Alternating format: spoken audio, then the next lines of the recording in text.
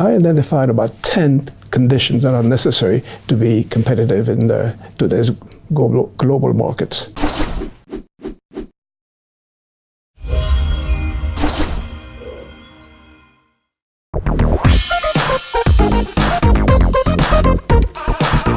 Claude, thank you very much for joining Dukascopy TV today. It's always an absolute pleasure to have you in our studio, and we always have some really fascinating talks. First up, how are you?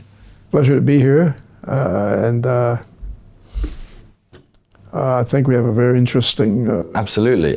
That topic is global competitiveness. I know you've been writing about this and studying this for a while as well. But so let's start with this one. How did you select the best conditions for global competitiveness? Well, we looked at a number of publications from the World Economic Forum, the World Bank, the United Nations, and the IMD Competitive Index. And we looked at these indexes, 4 of them, and see which countries come on top. And then we look at what they have in common. And I identified about 10 conditions that are necessary to be competitive in today's global markets. Mm-hmm. So what were those main conditions? Well, for example, you must have a stable government and also a sustainable economy. The government should be friendly toward business through its policies, and it should also provide efficient services to the business community. It also needs to attract foreign direct investment into the country. It should also develop and finance research and development, leading to innovation. This is critical in today's markets. Also, these countries are able to attract and retain talent. I just recalled recently I talked to a young man whose father is a senior scientist here at the CERN. And he said, in my country, the young people leave because governments are cutting down on research. So this is a loss, and again, to other countries. You also, these countries, what they have in common is that they have an educated workforce.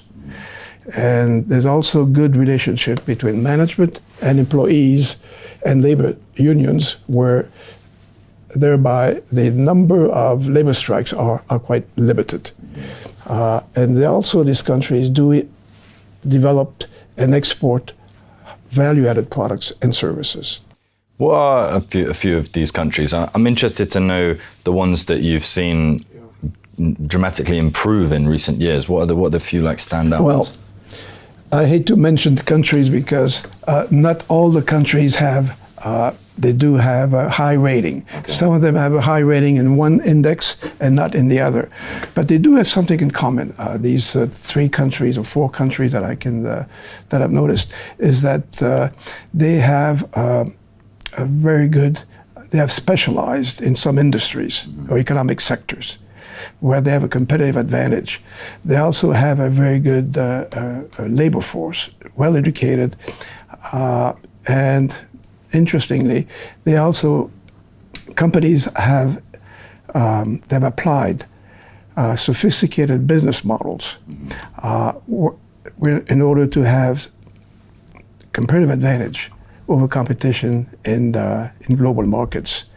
The one country that comes out on top is really not typical, and that is Singapore.